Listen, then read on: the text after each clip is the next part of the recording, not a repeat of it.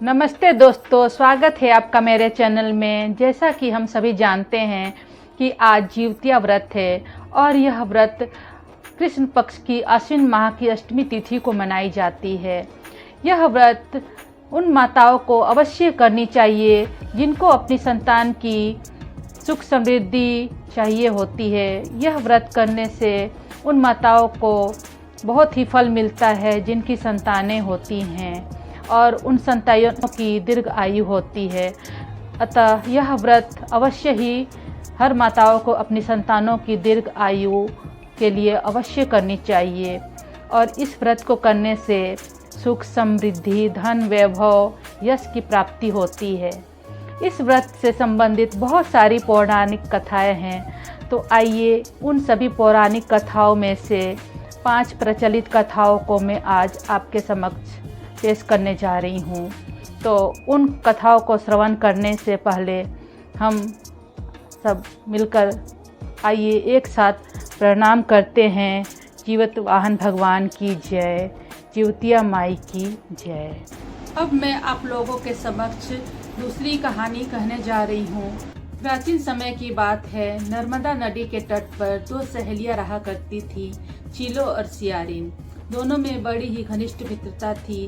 एक दिन उसी नदी के तट के किनारे कुछ महिलाएं व्रत कर रही थी और उन्होंने उन महिलाओं से पूछा कि आप किसका व्रत कर रही हैं। तो उन दोनों को बतलाया कि हम जिउतिया व्रत कर रहे हैं और उन्होंने इस व्रत की महिमा को बतलाया। तो चीलो और सियारिन ने अपने में निर्णय किया कि क्यों ना हम भी यह व्रत करें और उन्होंने आपस में सलाह मशवरा कर यह निश्चय किया कि वे भी यह व्रत करेंगी और उन्होंने व्रत किया। शाम हुई। रात्रि के वक्त सियारन को बड़ी जोरों की भूख लगी और उसी नदी के तट पर एक चिता जल रही थी। सियारिन ने क्या किया कि वहां उस चिता से वह एक मांस का टुकड़ा लेकर अपने मांद में आ गई और उसको खाने लगी।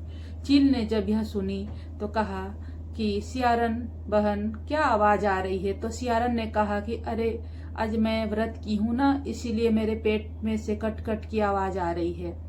समय बीतता रहा और मरणोपरांत वे दोनों का पुनः जन्म हुआ और दोनों का जन्म एक ही ब्राह्मण परिवार में हुआ। और जब वे बड़ी हुई तो दोनों का विवाह हुआ। बड़ी बहन का विवाह हुआ एक ब्राह्मण परिवार में। बड़ी बहन जो चील थी उसका नाम था शीलावती और छोटी बहन जिसका नाम कपूरावती था, जो सियारन थी, उसका विवाह एक नगर के राजा से जिनका नाम था मलयकेतु, उनसे हुआ।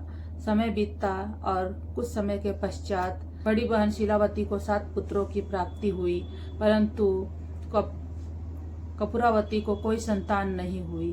समय बीतने लगा और शीलावती के बच्चे बड़े हो गए और वह उसी नगर के राजा अर्थात उसी के बहन के राज्य में काम करने लगे।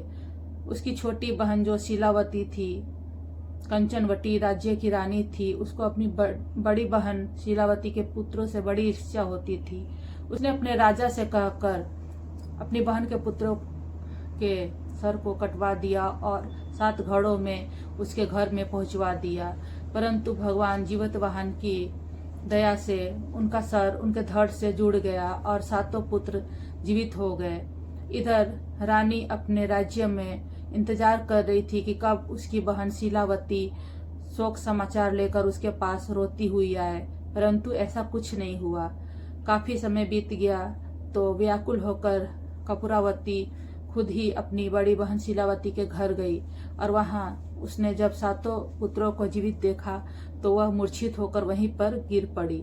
जब उसे होश आया तो शीलावती ने उससे पूर्व जन्म की कथा सुनाई और उसी पाकुड़ के पेड़ के नीचे ले गई, जहां उसे उस पुनर्जन्म की बात याद आई और वहीं पे रानी को मृत्यु की प्राप्ति हो गई। राजा को जब यह समाचार प्राप्त हुआ तो उन्होंने रानी का अंतिम संस्कार उसी पेड़ के नीचे कर दिया।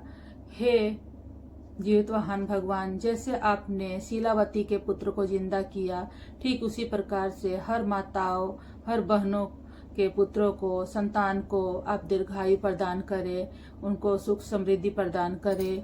जय हो जीवित वाहन भगवान की जय।